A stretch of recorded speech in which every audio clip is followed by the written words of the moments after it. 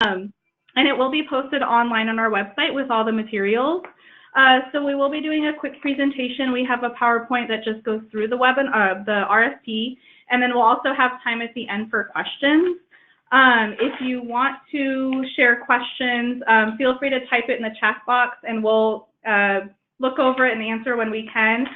But we will be doing questions at the end. So if there's anything urgent, please feel to type it in. But we will have about 20 minutes at the end for contracts or for questions about the contracts and RFP at the end. So let's go ahead and get started. So just taking a look at the agenda today, we'll talk about the background of the RFP, and then just talking about what can be funded through the RFP, the different aspects of capacity building, the materials, and then the review and selection process, and then of course questions from you guys. So I'll turn it over to Candace for introductions just on the background of what LAHSA has been able to do for capacity building and our partnership with them. Thank you, Tammy. So I'll give you a brief overview of the capacity building initiative. LAHSA has an undertaking of capacity building initiative that started in October of 2017. And since that time, we continue to align with the County of Los Angeles Homeless Initiative, Strategy E7, which is strengthening the coordinated entry system. So we continue to look at the capacity building initiative to support the administrative infrastructure of nonprofit homeless service providers and operating within the coordinated entry system network. And so we do that through the provision of training and technical assistance. And the overall goal for the capacity building is to really help organizations enhance the quality of service of unhoused individuals in the community and to progress towards achieving your organization's mission and the system's overall mission. So that's an overview of what our capacity building efforts are, again, with the focus on training and technical assistance. The capacity building RFP focuses on the technical assistance portion and allowing us to partner with United Way to oversee the administrative function of the RFP to really administer public-private funding with Home for Good Funders Collaborative. And this is to provide regional capacity investments and strengthening, again, your organizational infrastructure and back office operations. So that's a quick overview of where we are and kind of why we're undertaking this RFP and the investments towards capacity needs. Awesome. Cool. I saw that there was a question for enlarging the presentation. Hopefully this is better. I'm in the presentation mode, so hopefully you guys can see it better. Awesome. Cool. Cool. So in moving forward, so for the eligibility for the RFP, all nonprofit homeless service providers and nonprofit housing developers in LA County are eligible to apply. This RFP is open to agencies and nonprofit housing developers that have not previously received funding through this RFP. So if, because we've had this RFP for about 1.5 years, if you've applied and accessed funding through it before, if you've been awarded, you cannot reapply. And this is because there's a limited number of funds, and because there's so many organizations across LA County, we want to make sure that there's as many organizations that can benefit from it. So it is a one-time in that sense. I think everyone in this call, they have never applied for this, so you're good. You don't need to have a current contract with LAHSA or CES contracts to qualify.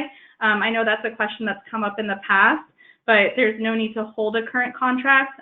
If you're in homeless services, you're a nonprofit housing developer, this is something where you're counted in and you're in LA County, you're eligible to apply. Public funding does come from Measure H. And so we want to get a sense of how your capacity building needs will help address serving people experiencing homelessness. So I know a lot of organizations, they work with different populations. So like they might have seniors or youth, If there are people experiencing homelessness, if you've seen a rise in the number of people, or you've had to increase programs or develop new projects, make that the focus of your application, because Measure H is specific to homeless services. So we want to make sure that that case is made where you can work with a diverse amount of populations, which is great, but we really want to get a sense of your connections to homelessness and understanding relationships, whether it's with the CES lead or like your involvement with the coordinated entry system. That's something that we hope to see in applications, because again, there is a large amount that's through the public funding, and so we want to make sure that for the Measure H side, those needs and that's being met. And then moving forward, so in terms of what is capacity building?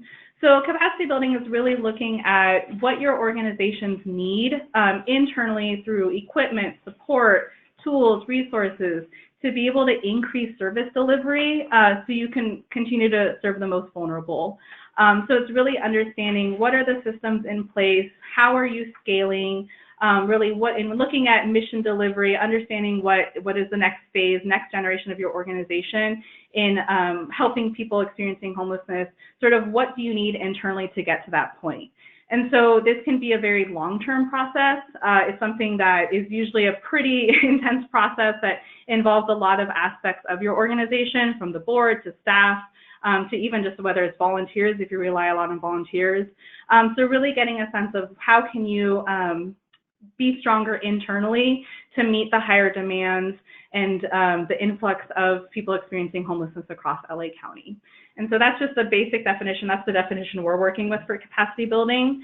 And then in terms of the amount, so awarded agencies will qualify for up to $100,000 in Measure H public funding, and then Home for Good, Funders Collaborative, we have partners who represent the private sector, and so they're also investing in capacity building projects. As I mentioned before, there's RFP has been open for some time, but we've made adjustments to the application process based on budget needs and also just listening from partners and system partners to see how we can retool the RFP to make it more effective and meaningful for partners. So the amount is up to $100,000, and I say that because we do look at the size and the history of organizations. Depending on your capacity building projects, some projects are at a lower rate, it's a lower cost. Some of them are way full on scale, like major stuff. So smaller organizations might need less money, and so we want to make sure that just depending on how your projects are and in your budget proposal, getting a sense for projects that you can actually implement within the 18-month contract, that these aren't like 5-year plans. These are projects that can be implemented essentially now into the next couple years. So that way you can just improve service delivery and reach more people. I'll pause there. Is there any immediate questions that anyone has, or because I can move forward and then we'll have more questions at the end, but just in case there's a quick pulse from everyone. Okay, cool. So not seeing anything in the chat box yet. So talking about what's eligible and ineligible for funding, a lot of times in just working with partners in organizations, having a sense of like categories and what are projects that could be funded is really helpful. So the items on this slide are aspects that we have funded and are interested in funding for capacity building. You'll see the list there, but a lot of IT comes up a lot because we know, like with bigger staff, sometimes you just need more computers, laptops. If your equipment is outdated, if you're working with special softwares that need like special licenses, we know that scaling up means new software. So that's something that comes up. Fundraising and resource development is also something because now being able to scale, you have to really evaluate development, fundraising, what are the resources that you have, contract and grants management systems. The idea is that if you're scaling and you're going to be taking on maybe one day a county contract, or you have a more diverse amount of contracts, we've seen a lot of grant management systems where taking it from just like Excel documents on someone's desktop to an actual former system. And through that, it's sometimes the use of a consultant as well. I'll talk about consultants a little bit later, but through this process as well, we have a list of consultants who are experts in understanding capacity building needs of organizations. And so also, in addition to having like the software and the hardware, bringing in the expertise of like vendors and consultants who can help guide your staff through the process and help with the training. And so just going through the list as well, like HR, finance, that comes up a lot, of formalizing operations. This next one of leadership development, specialized training. So really understanding if you have a board that's maybe newer or you've had changes in your board, your executive leadership needs some help with leadership training, maybe building relationships to help with fundraising or just partnerships. There are consultants that we've, as part of like for past grantees where they've been able to work on projects to help with board leadership and just growing that. And then with program reporting. And so the last item I will clarify on, because this is something that we've added as new item to this RFP. So the 10%, we will allow partial staff time essential to the completion of capacity building projects, but it can't be more than 10% of the total requested budget for staff time. And specifically that means if you have someone on your team who's, I'll say like a program manager, for example, and they're going to be integral to helping work with the consultant and then training staff and then getting new like software program on board or some sort of specialized training with a consultant, that's what it means by staff time. So not just like general salaries, but yeah, just like really specific in the proposal talking about the timeline, if it's going to be like a 4-month period of how this person is going to be working on the capacity building as opposed to just like their normal salary. Yeah, and I think it's really important to note here that because this is a one-time investment RFP, that this doesn't factor in the sustainability of staff. So that is just something to factor in a consideration, and why we have the 10% carved out in terms of staff time, but it definitely doesn't support a full-time or part-time FTE. Yeah. So that's something that is new, but we wanted to clarify. And if there's specific questions that you have about it, please let us know. It can be at the end or you can email us separately because we are mindful that capacity building takes the time of current staff members. But as Candace was saying, this is not a long-term, this is not meant to fund someone's salary over an extended period of time. And so going to that, moving for what will not be allowed as something that is allowed through this capacity building funding opportunity, the hiring of recruiters, grant writers, consultants, really temporary staff. We're very specific that this is not something to cover salaries in the sense of like if you need to bring on a grant writer, if you need help with development, it could be exploring your strategy, understanding, developing strategies and potentially training around that, but not just specifically hiring a grant writer. A lot of times capital campaigns come up, and for this RFP, we do not fund capital campaigns, and that means purchasing land or office space. Space configurations come up in the sense of like understanding space, but when you get into like moving walls, like tearing down walls or like running lines or like actually doing construction with contractors, that's something where we draw the line and are unable to fund through this project. And then general operating reserve funds. So it really can't, I know that there's funding opportunities that just cover general costs. This one is specific to capacity building and we were unable to fund that. So getting into the nitty-gritty of the application. So there's two aspects to it. You'll see in the language, for those of you who have been looking over the materials, and they're all posted online, it's the assessment side and then implementation. So for organizations that have not completed a formal capacity needs assessment in the last 3 years, can request up to $8,000 to work with a consultant to develop one. And so we really, really encourage it. Essentially, like we need you guys to have the formal capacity needs assessments because we want to make sure that there's someone with an outside expertise has really come in, evaluated, gone through the questions in the process to understand what you need most.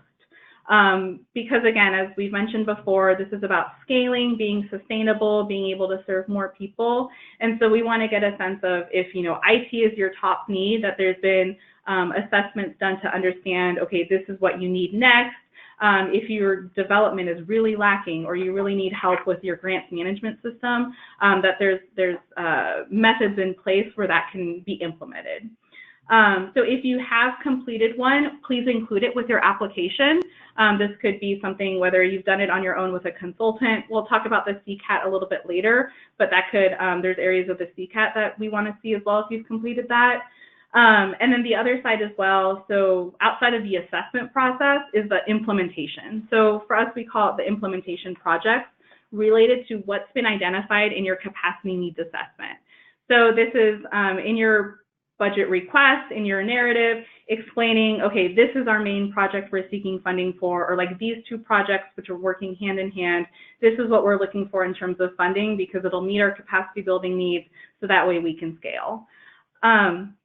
The last item is the pre-approved consultant list, and that is on our website, the Home for Good. I'll share the link at the end again, but it is on our grant seekers website, and it has a list of pre-approved consultants that have gone through a process with LAHSA who are familiar with capacity building. They have expertise in this RFP and the process, and they will work with your organizations depending on what you're looking for in terms of what you think your needs are to help bring your projects to life. So there is a pre-approved list, and we've been in communication with consultants. They're well aware of this RFP, and we've let them know too that organizations may be contacting them ahead of time. There could be conversations that are happening to just sort of get a sense of the temperature of what your capacity building needs are.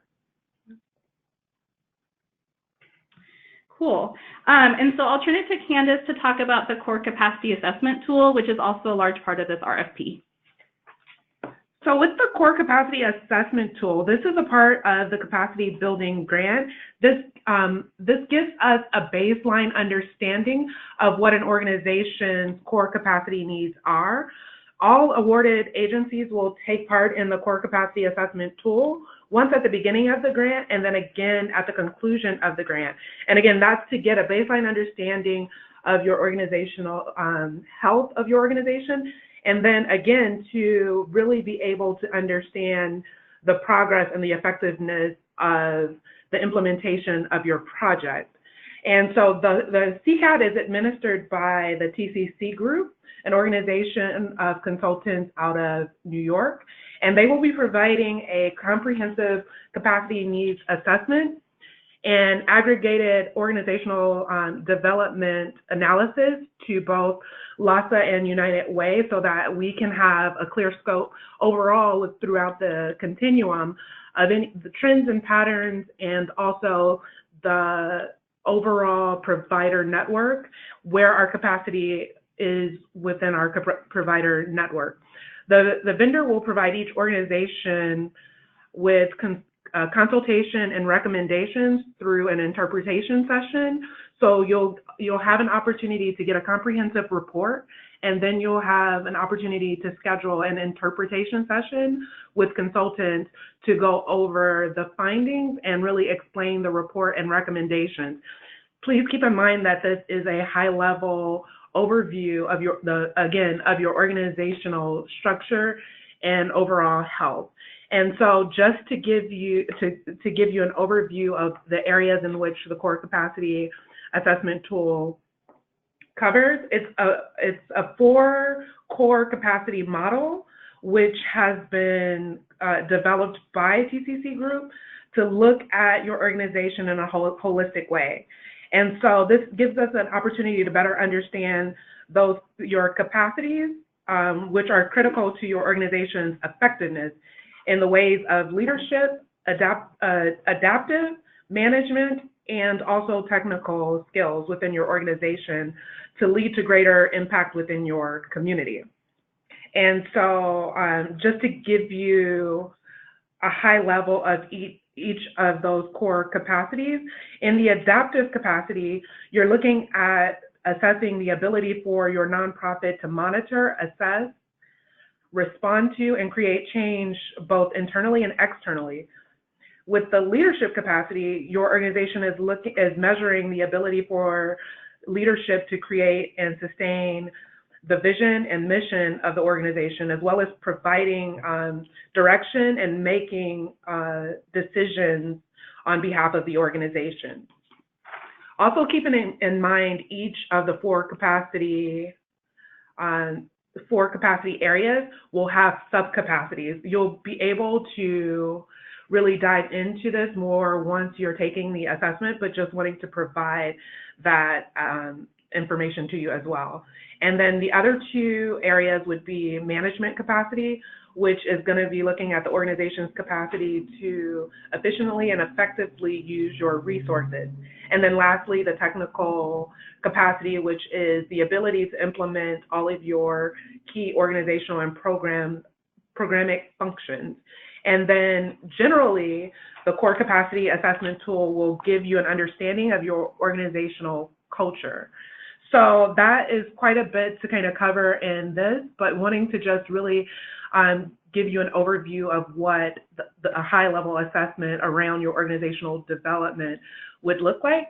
And then you'll have a link within the webinar if you'd like to go in and take a deeper dive.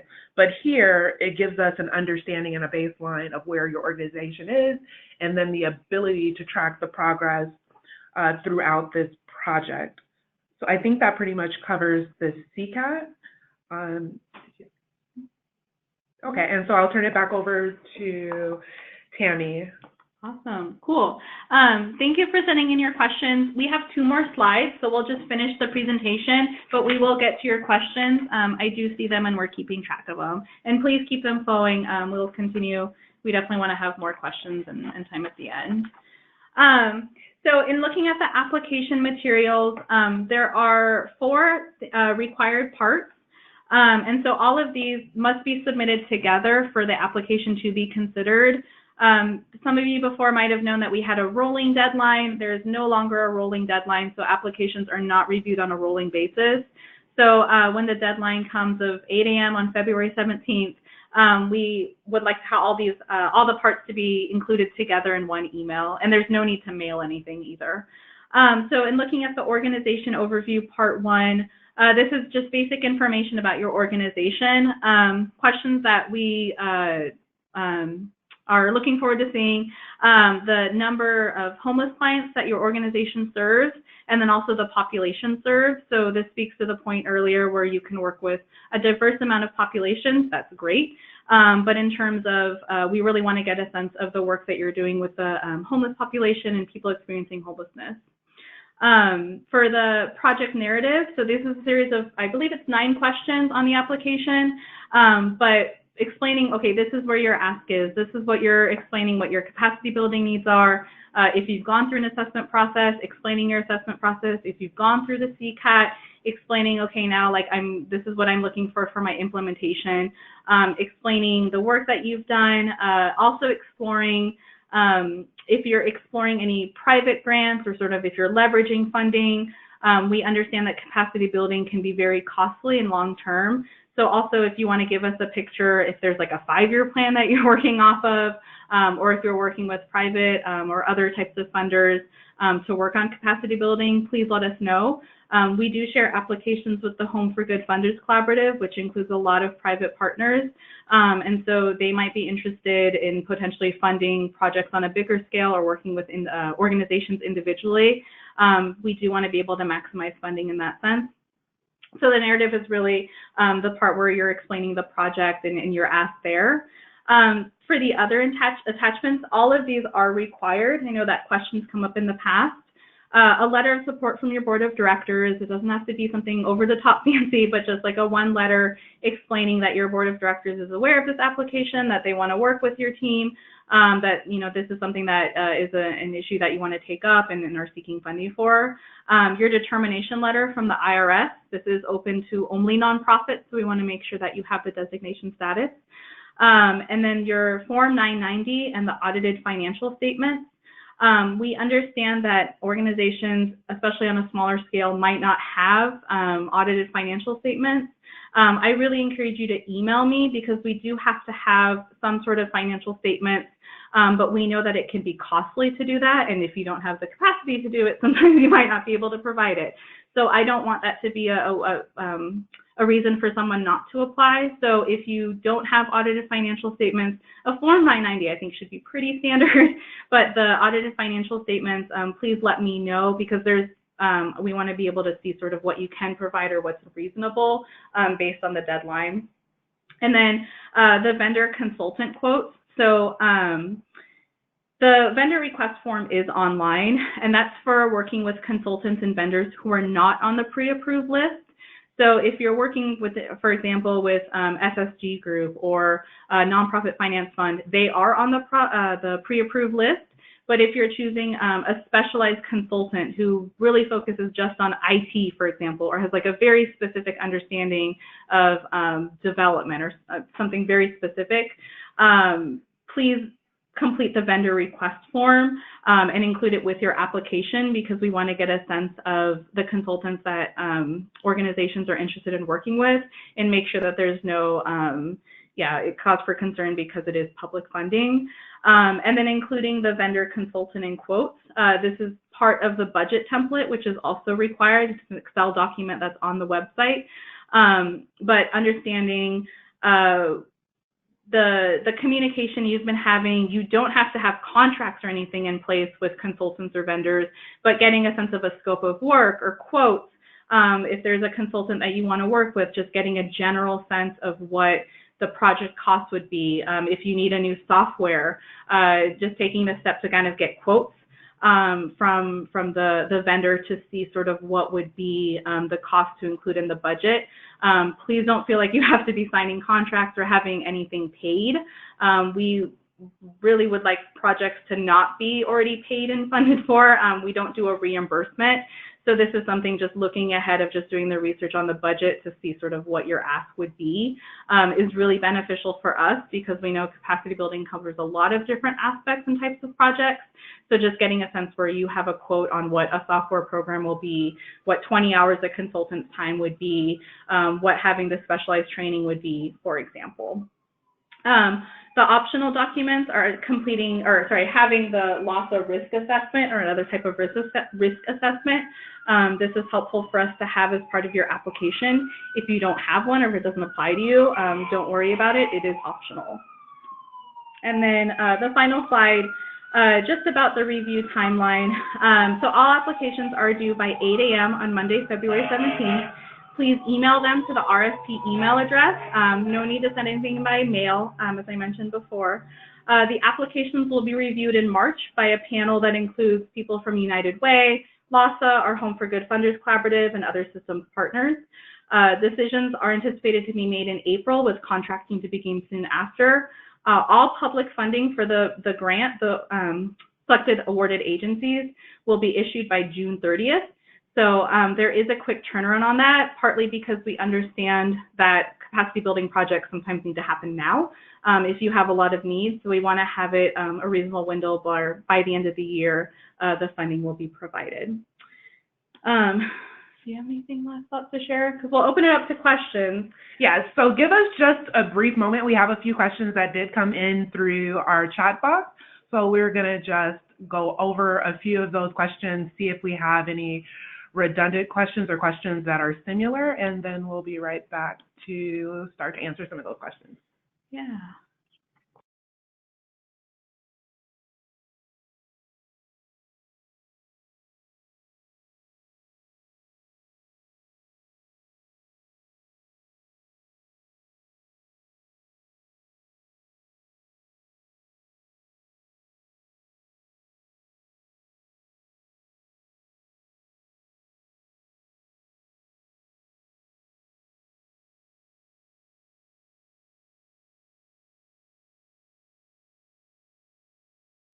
Okay, cool. Thank you for all the questions. So starting with Jenny's question about the capacity building assessment, if you haven't done a formal assessment, include the $8,000, but then you can also include what you would anticipate or expect to be for implementation. We understand that there's a planning process where you'd be working with the consultant to formalize your implementation, but having, at least we know that if you haven't had a formal capacity needs assessment, putting that $8,000 in would be really helpful for us to know that you're working on the assessment, but then having the implementation would be a sense of what projects you're looking at funding. So I hope that helps answer. Linda asked, what if you took the CCAT last year when this came out before? So if you took it within, if you've taken the CCAT 6 months? Yeah, so if you've taken the CCAT within the last 6 months, you're welcome to include that in your application.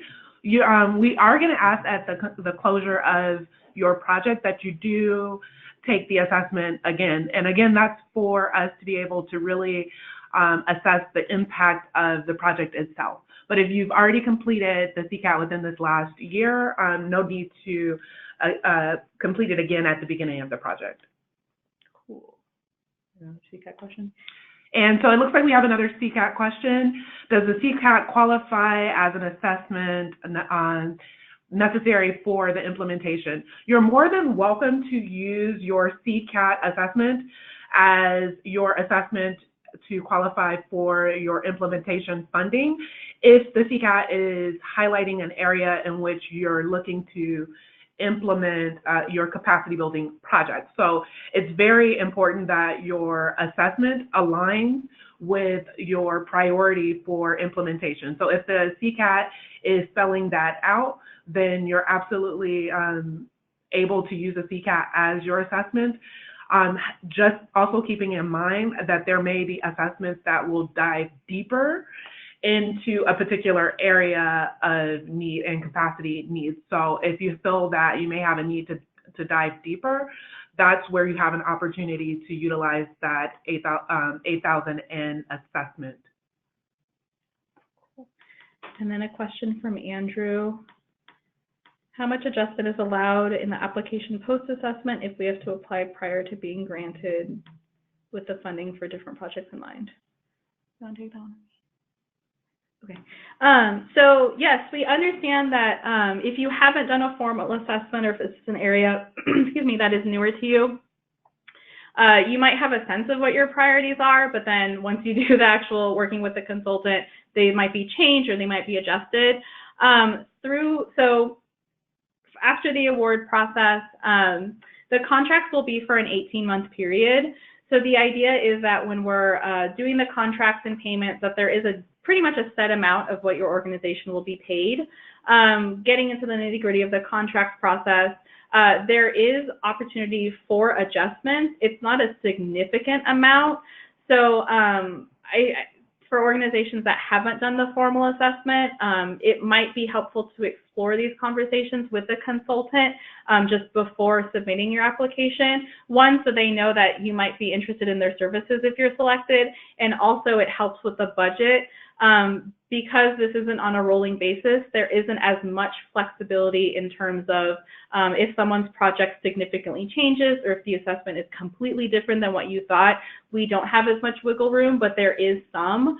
So I would say just as much of in exploring whether it's with your board or your staff or your executive team, getting a sense for how much you can really explore to your capacity building in consultation with consultants and vendors who can help guide the process, but that there would be some instances for some wiggle room, but not a whole lot because once award announcements go out, payments will be bound to that.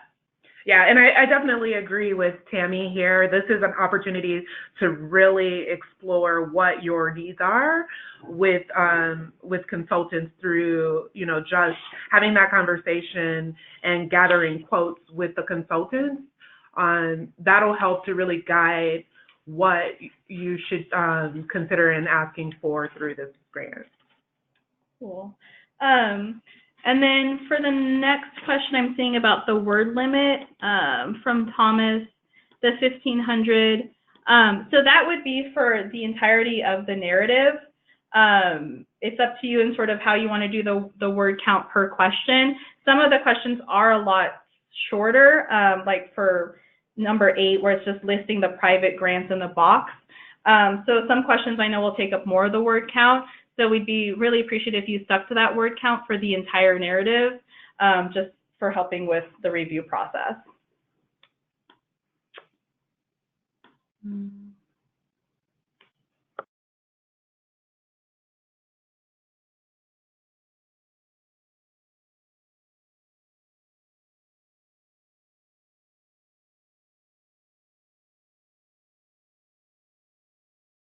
Okay, so we have a question here around a specialization in IT. So if a vendor that is on, if you don't find within our approved vendor list, a specialty within, like, for instance, this question says within IT, if you have a vendor in mind that you would be able to partner with to meet your needs, you're more than welcome to explore that vendor that would be able to meet the need for this particular project. So, you know, we definitely encourage the list of vendors that are on our approved list. If you find that your capacity needs are specialized, then we definitely support exploring a vendor or a consultant that will be able to support your specialized need.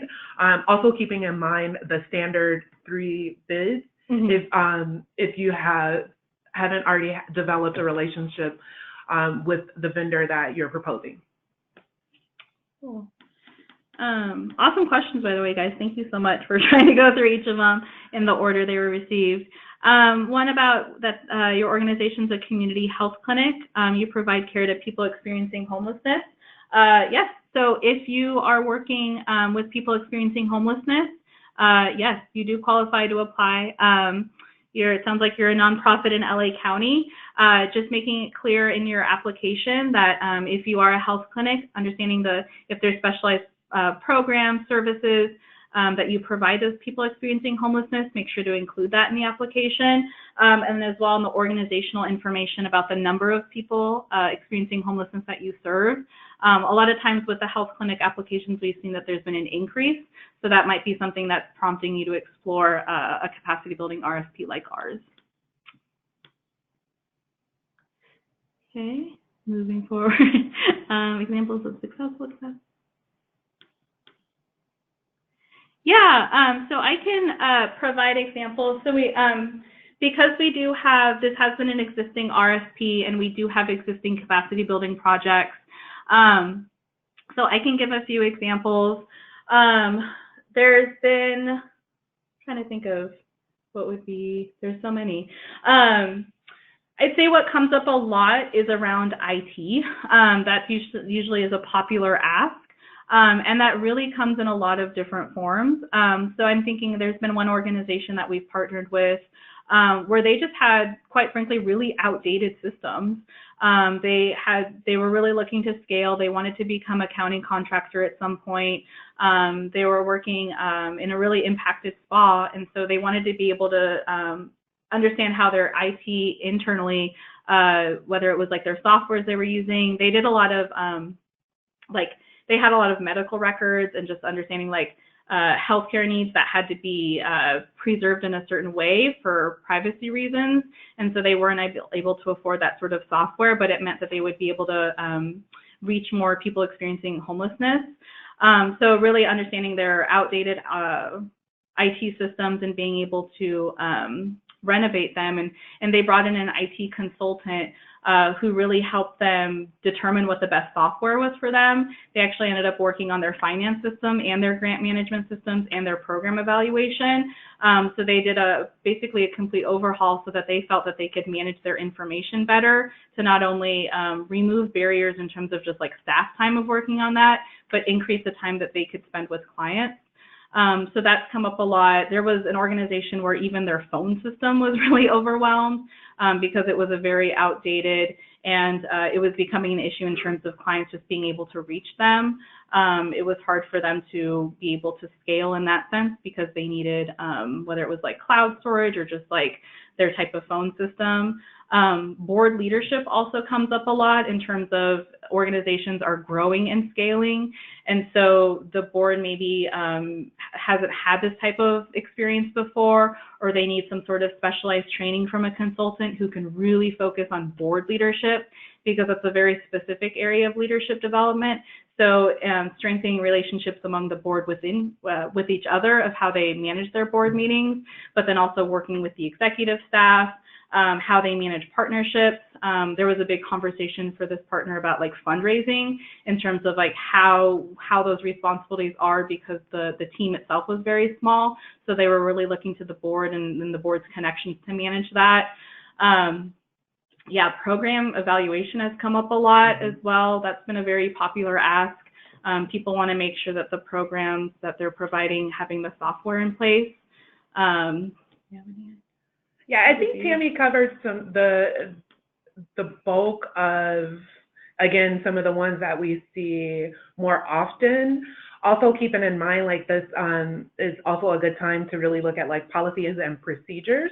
So for some organizations, really being able to take a look at your administrative policies and procedures, particularly around HR and human resources.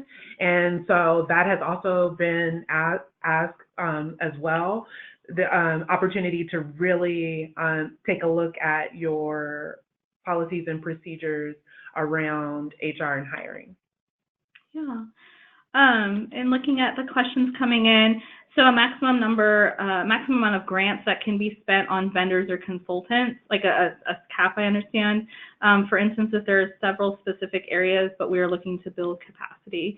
So there isn't, in terms of like a ceiling where you can't have like no more of your budget for consultants and vendors, but I definitely leave it to your team in realizing the amount of money that we can provide per organization that's awarded, and then getting a sense of what your projects are, how much of your project, for example, if it is board leadership, that's probably going to be more heavy on consultants and vendors, right? Because you need the training. It's not necessarily like in IT where there's going to be software systems in place. So it does vary by project, and it really is up to your team to determine, understanding your assessment, understanding where your needs are growing. How can you prioritize those projects to make sure that you're maximizing the funding that we can provide, but also that you're able to essentially knock out projects. As we mentioned before, we're looking to fund projects that are immediate needs, where it's something over the next like year and a half, 2 years, you're able to complete. So if that's going to be hiring a consultant for a 6-month period to really work with your board on leadership, or if it's going to be developing like a year license for some type of software that you need to help your grants management system excel, that's really up to you guys in doing how you process it with your team and then put it together on the budget.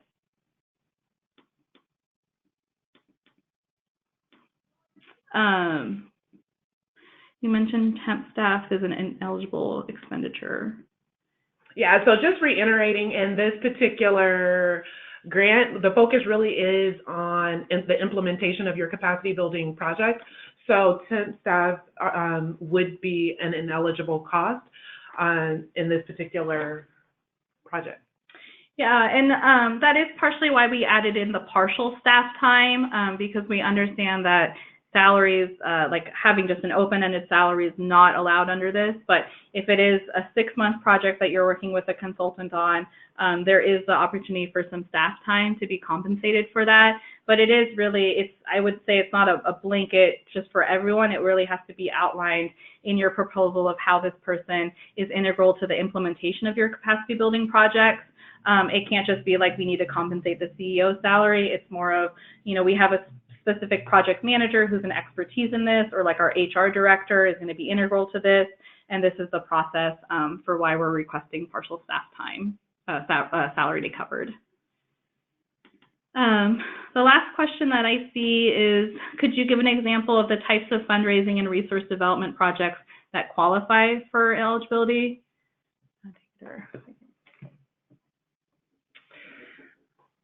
So here, again, we're an example of like the fundraising and development projects that would qualify.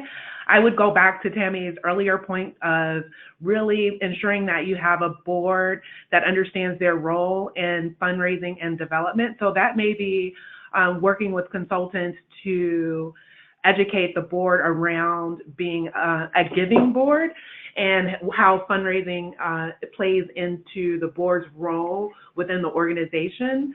There may be also an opportunity here to explore a development plan around fundraising. So those would be eligible under this project. So maybe you're looking at your organization's funding streams, and you want to have an opportunity to really develop the resources and the fundraising that's coming into your organization and diversifying your portfolio. So being able to work with consultants to really come up with a strategic plan specifically around development and fundraising, that would be an eligible cost that would qualify you for this particular project. And so then you're at the end of this particular project, your organization now has a very clear plan of how you're going to go about diversifying your portfolio to position your organization, for example, for private dollars, and also, again, maybe how your board is involved in that fundraising process. Cool. So we'll give maybe 1 or 2 more minutes to see if we have any last minute questions that come in. Yeah. And the questions that you shared today, thank you for sharing them. Please keep them coming. We do have a few more minutes if you want to share them here. But we will be compiling it into the frequently asked questions, and so that will be updated on our website so everyone can access it. If you missed portions of this webinar, or if you have colleagues that want to see it, we are recording it, and it will be shared, posted online, hopefully by the end of the week. So that way the link will be available for those. There's still time. We have a little bit over a month until the application is due on February 17th. So if you have any like specialized or unique questions that you aren't sure, you're still shaping it, feel free to email the RFP email address, which is up here on the website, on the screen. And then we also have the website that has all the materials. So this includes the application, the budget template, the pre-approved list, the frequently asked questions. There's even like a flyer that we posted if you want to, if you need to share it. But all the materials are there, so feel free to access over the coming weeks. And the LAHSA Capacity Building team is also available for scoping questions as well within this next couple of weeks prior to your submission of applications. So you're welcome to reach out to the Capacity Building at LAHSA.org. And we will be available to help answer questions in this time as well. At LAHSA.org. Okay, cool. I included the email address in the chat box for people to see, and we'll share it as well on the website. Awesome. In the final minutes that we have, if anyone has burning questions, please feel free to type them in, but we will be concluding in the next few minutes.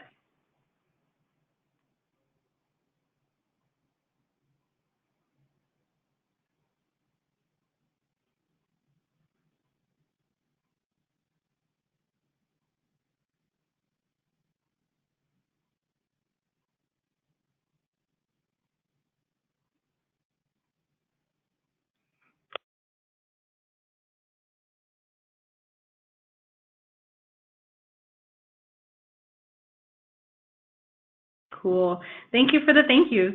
You are welcome. Well, Candace and I are here on the phone. We'll be here for a few minutes longer until about 3:30. So if you need to leave, go ahead. That is the end of the presentation, but we're here in case anyone has questions. Thank you guys for your time. Thank you.